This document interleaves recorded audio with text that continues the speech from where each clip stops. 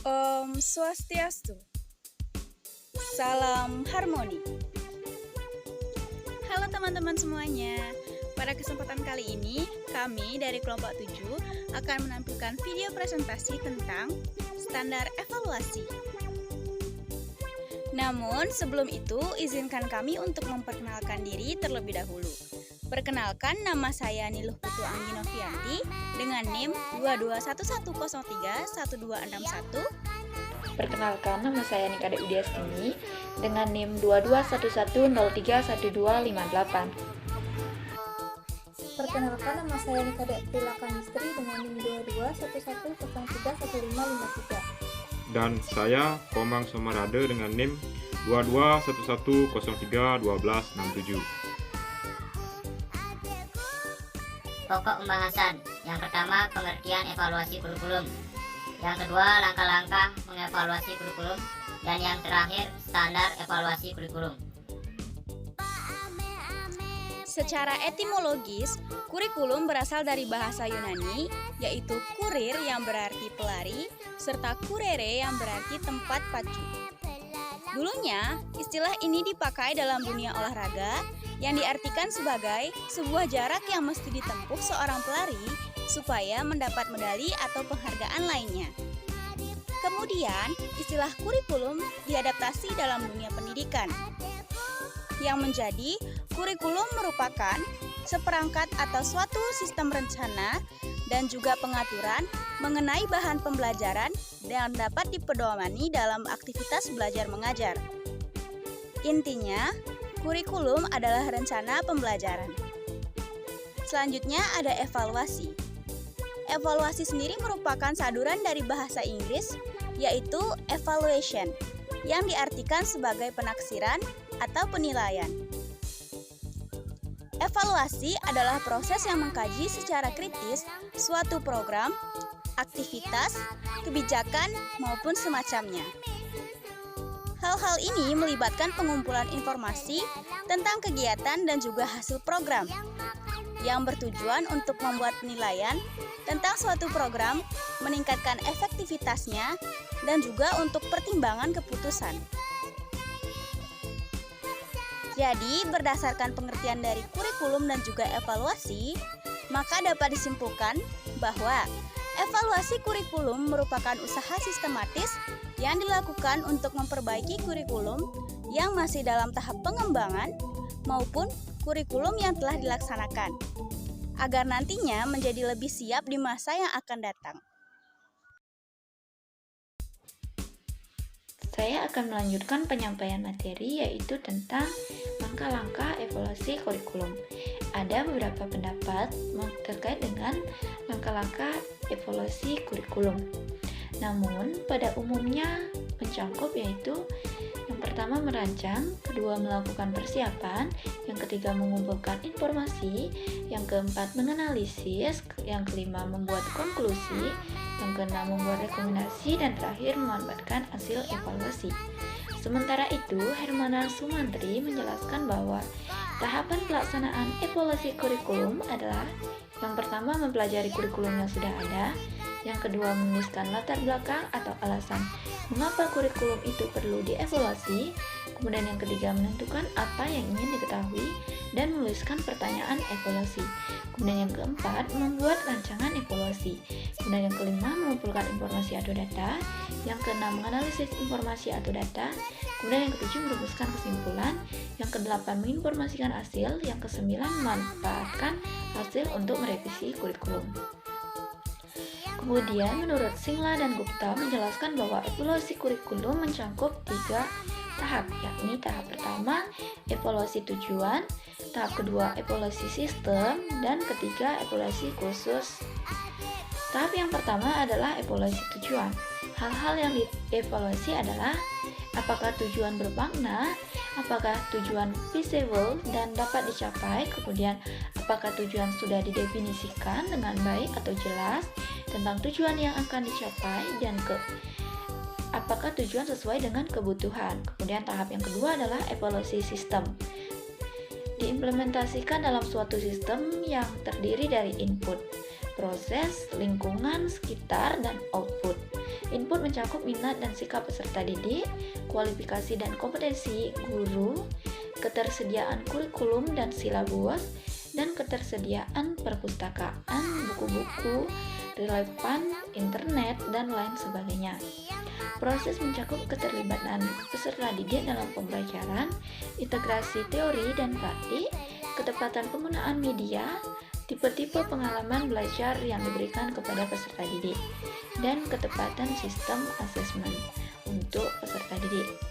Produk mencakup prestasi akademik dan perkembangan personality peserta didik, lama tunggu untuk memperoleh pekerjaan dan presise pekerjaan yang diperoleh siswa dan kepuasan dunia kerja atas kinerja lulusan.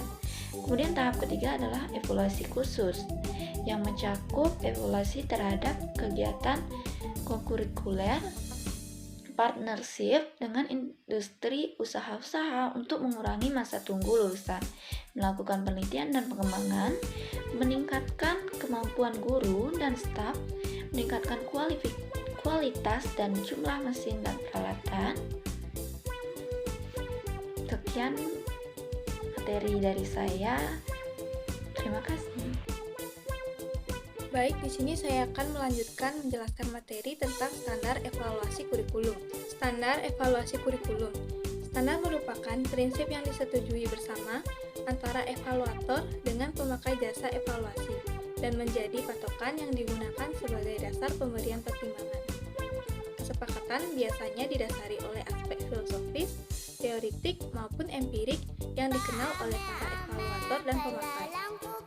Jika sebelumnya evaluan berfokus pada kurikulum sebagai objek evaluasi, pada bagian ini evaluan yang dijadikan objek evaluasi adalah proses evaluasi itu sendiri. Terdapat 4 standar yang digunakan untuk menilai pekerjaan evaluasi yang telah disetujui oleh 16 organisasi profesi yang berkenan dengan pekerjaan evaluasi. Standar yang pertama yaitu ada utility standard. Terdapat 7 aspek yang membangun utility, yaitu yang pertama ada stakeholder identification, yang merupakan kegiatan mengidentifikasi orang-orang yang terlibat di dalam kegiatan evaluasi serta akan terkena dampak dari kegiatan evaluasi. Kegiatan ini bertujuan untuk mengetahui apa yang ditemukan. Yang kedua, ada evaluation credibility, merupakan kemampuan yang dimiliki oleh evaluator dalam melaksanakan tugasnya. Yang ketiga, ada information scope and selection, berkenan dengan ruang lingkup informasi dan seleksi informasi yang disesuaikan dengan kebutuhan.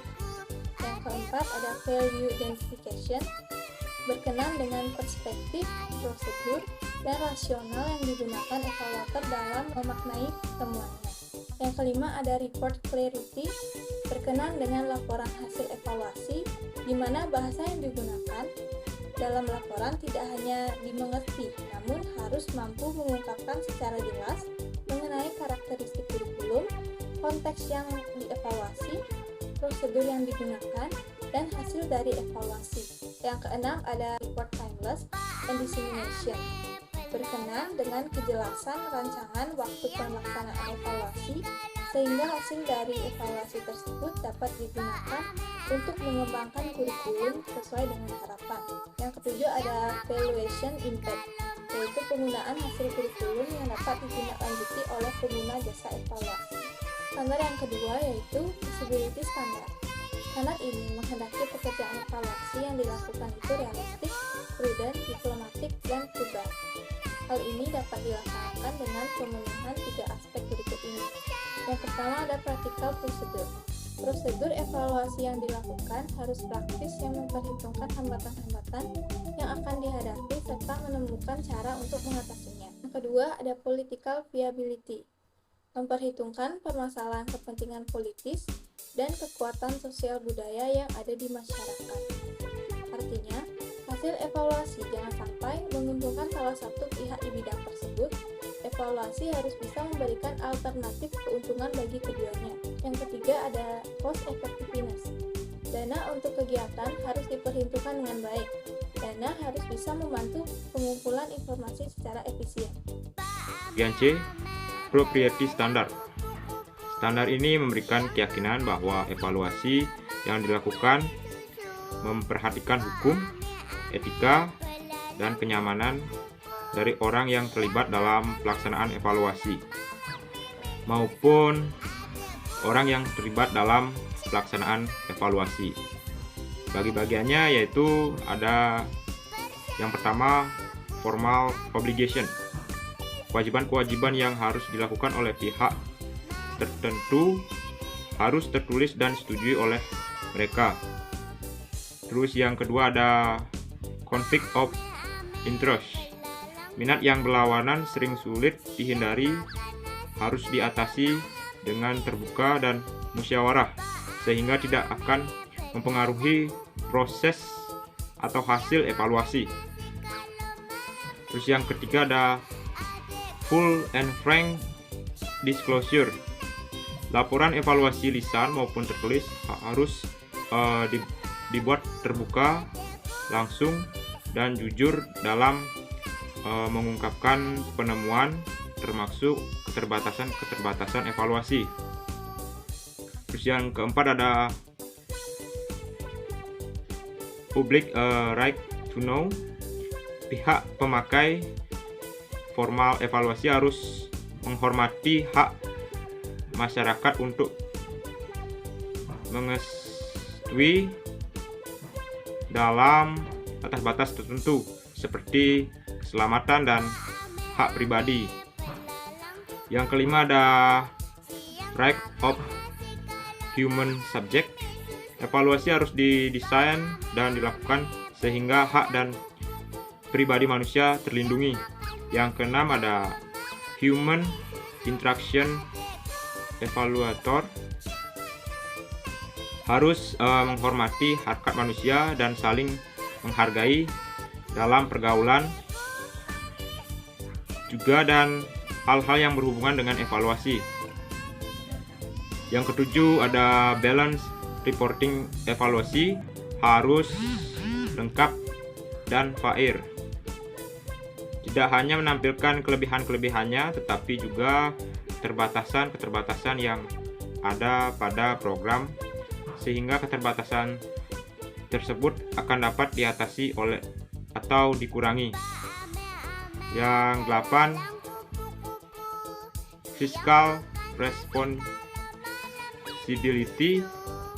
Biaya yang dipakai oleh evaluator dalam menjalankan tugas harus ada pertanggungjawaban secara etik dan hukum. D. Akurasi standar. Pelaksanaan evaluasi harus mengungkapkan dan melaporkan informasi yang diperoleh secara teknis, dapat dipertanggungjawabkan ketika evaluator menentukan nilai dan arti suatu kurikulum yang dievaluasi. Bagiannya yang pertama ada object identification object, 2 content analysis, 3 describe purpose dan prosedur. Yang keempat ada defensible information source. Yang kelima ada valid measurement. Yang keenam ada reliable measurement instrument. Yang ketujuh ada systematic data control. Yang kedelapan ada analysis of quantitative information. Yang kelima ada justified consultation. Yang terakhir ada objective reporting procedure. Kesimpulan bisa dibaca mandiri dan budayakan literasi.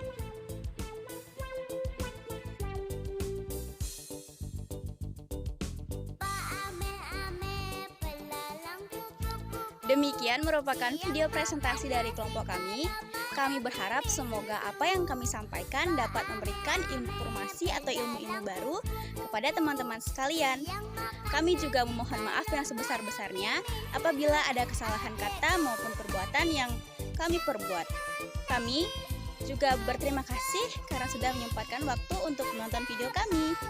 Akhir kata, kami tutup dengan Parama Santi. Om Santi Santi Santi Om.